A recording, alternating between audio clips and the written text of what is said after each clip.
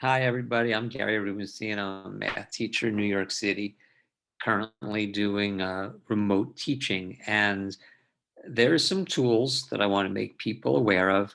The one I'm going to show you today is actually a completely free tool uh, that can really enhance your remote teaching and have your students more engaged and have them learn more and give you more information about if they're learning or not.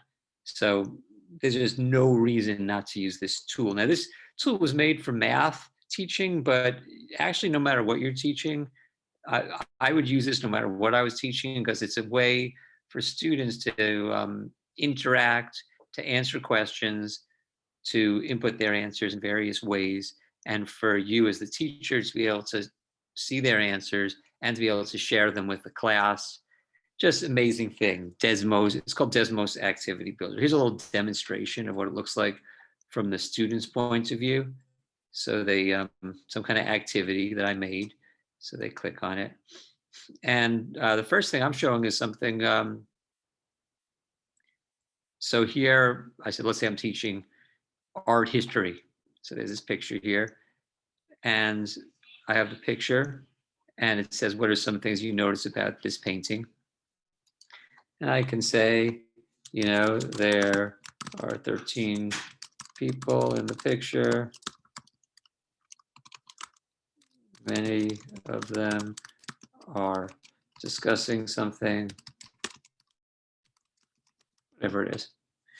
And then I can click, they click this button, share with class. I'll show you what kind of happens with that. You can see the other students' answers down here.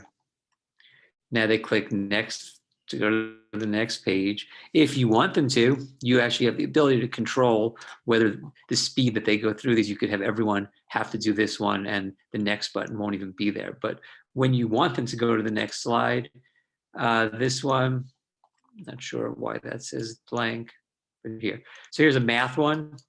If you're teaching math, here you can type like math equations nicely, something like that. And when I click the submit and explain, a little box comes up here. I notice it is a parabola with vertex at 0, 1. You even have the ability to make nice like math equations here. Anyway, they submit it, and there's an opportunity for them to, that they've already explained their thing. So that's another like thing. Multiple choice questions. So what consonant is this? They can answer it, explain your thinking, whatever it is. I know Brazil is in. Say submit. You don't have to have them explain their thinking. So I'm trying to show you like the power of this. Here's checkboxes. Which remote learning tools do you use? And they could click on whichever ones they use. And here's just some other things. These are some things that you could arrange like in order, like what sports do you like? And you could, each student gets the opportunity to kind of move the things around to put them in the order. Here's like a little table. Let's say they were doing some sort of statistical thing. They can put in here some information that you could use. So that's what the tool looks like from the student's point of view. But now I want to show you what it looks like from the teacher's point of view. So what you're looking at here is I went to the website teacher.desmos.com. And when you go there for the first time, it has you log in with like Gmail, link it to your Gmail account, or you can make just an account on it. But I linked it to my school's my school Gmail account. And I have different activities that I've made. So I'm just going to go over here to custom because this is the ones I made. And here's the one I just showed you. I click on it, Desmos. And over here, I can assign it to my different classes. You see if I click here, I can say assign to my classes. And I have since I logged in with my uh, school's Gmail address, I have all my Google Classroom classes here. I could click on one of them and assign it. Or I could make what's called a single session code. That's what I did. That way anyone can use it. So that's what I did here. And then I shared the student link with whoever I want. Or if I assign it to a class, like here, I'll say assign to my classes. And I made a class called, oh, I have to import that class. Never mind. Well, I'll show you what it looks like though. Assign to your classes. If I wanted to click on that, then the students would see it. If I say post to Google Classroom, I personally don't post it to Google Classroom, but I tell the students to go to student.desmos.com and then they see this activity. So there's a dashboard. This is what I wanted to show you. There's this thing. I click on View Dashboard. And what I see is, this is really good. I see, that's the length that I could give them. And then I see all the students here. There's just one, which is me. And I see a dot if they've completed the page yet. Now, if I want to see the answers that they did, I click here and I can actually see that student's answers that they wrote. I can go through the pages and see all the students' answers. I could click on summary and I could see what all the students did, or actually snapshots is where I can, sorry. If I click on any of these things, I can see all the answers that the students did. If I click on summary, I can see where the students are. And if I click on pacing, I can restrict. So I say restrict just to page 1. And now my students can only do page 1. And when I want them to be able to do page 2, I can click on this plus key. And over here, I see numbers that say how many people are on each page. So this is really good stuff. Now there's more stuff you can do from the dashboard. If I come over here and I like this student's answer, I can click on this little camera. And now, and let's say I also like the other students, let's say I like their answer. Here's a little camera here. Where do those go? Well, I go over to snapshots and then I can say, okay, I kind of like this answer and I like this answer. And now I can show my class, I say present, and I can show them the different answers so they can share with their class.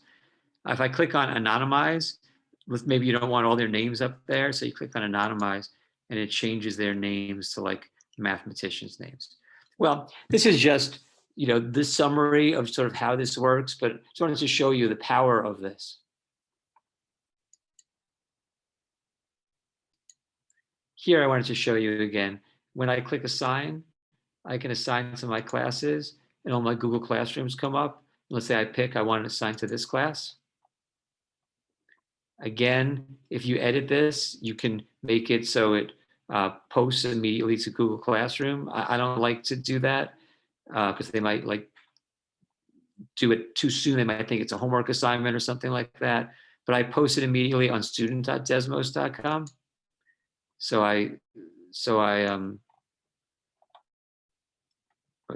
This is manage my classes. I wanted to go back to here. Desmos demos.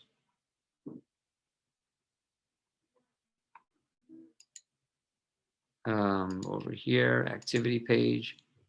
Yeah, move around sometimes for it, but I just want to show you how I assign it to a class. Assign.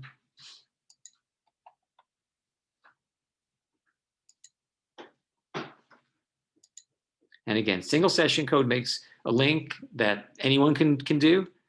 But if I assign to my classes and I click on one of these checkboxes and I say assign, now I have the class here and I'm just sort of waiting. I'm going to before I push this, I'm just going to push pause my video for a second.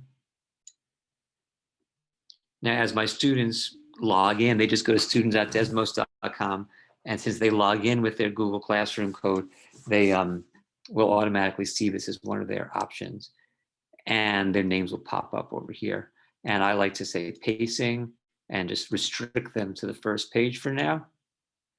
And then as it goes on, I click on this plus key.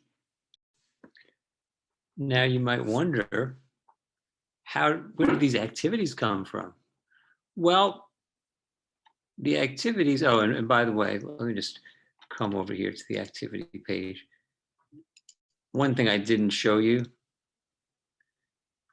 is how you import your Google Classroom classes into it. If I click here on Manage Classes, I think I can say Add New Class, Import from Google Classroom. And you can see here I have something called Test Class. So I add that class. And now that becomes one of the options. That's how easy it is to have the ability to add classes. Now, where do the activities come from?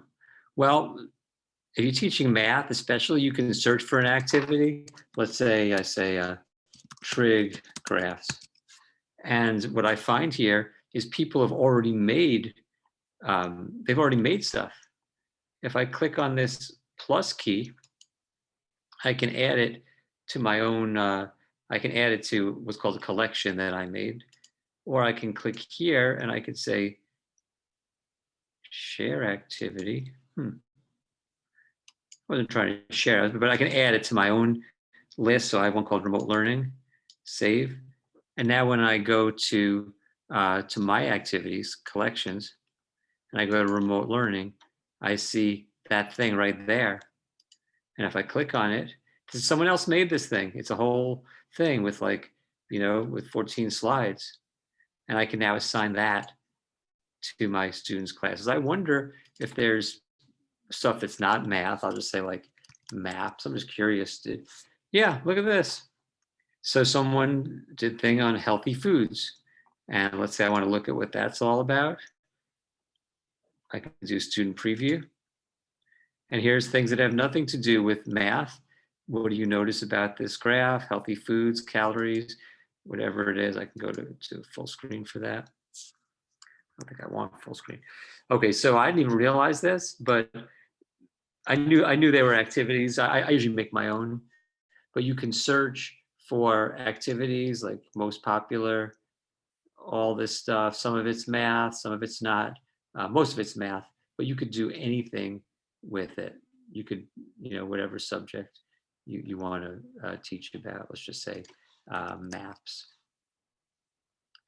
military budget, MOCA modeling, a lot of stuff. And when you make stuff, you can share it with the community. So that's where the activities could come from. But if you're like me, you like to make your own. You can see I've made about 30 or 40 different activities myself. This is one I'm particularly, this is one I'm kind of proud of. Let's see how I can student preview. It was for combinatorics, and I have all these ice cream flavors, and I have my students, they can sort of drag the ice cream flavors onto the cones and decide like how many different ways can I do this or that. I was really proud of that one. Anyway, I've made a whole bunch. So let's say I want to make a brand new one. So you click on custom and you say new activity. Call it something. Showing how to make activities. And it's pretty easy. Let's say I want to make one that has an image. There's this menu items here. So I click on media, choose a file. I have saved on my desktop this Last Supper picture, I think. And then if I want to add a question, usually I come up here and make a note. A note is just that, just text. What do you notice? And then here I could do a math input or a text input. I drag the text input. You could arrange the things in different ways. I can click this box, show students their classmates' responses. And if I want to see what it looks like, I go to preview. And there it is. That's all there is to it, to making pages. You want to make another page, you click on the plus sign, a new blank page comes, and you do what you want with that. That's where that's where before I made a check boxes or multiple choice here, multiple choice. Usually you need to put a note in also to put the question itself. I could put it side by side, or I can put it one above. Is this fun? Come here and say yes, no. I can put what the right answer is. If this box is checked, they have to explain their answer. Maybe you want them to, maybe you don't. It's up to you. You can put images in or graphs into these choices, and then you click publish. And once it's published, you can share it, you can assign it. See if I come over here, see I can assign it to my class now. That's how easy it is. Oh, I can share it with people, but if I click on assign, I have to pick which classes I'm assigning it to. So there you go. Desmos Activity Builder. Probably the best free resource I know of that you could use to enhance teaching in whatever subject you're teaching. I hope there's plenty of resources online to learn about this, and I hope that this has helped you at least get your foot in the door, because I know there's a lot of technologies that can be pretty overwhelming.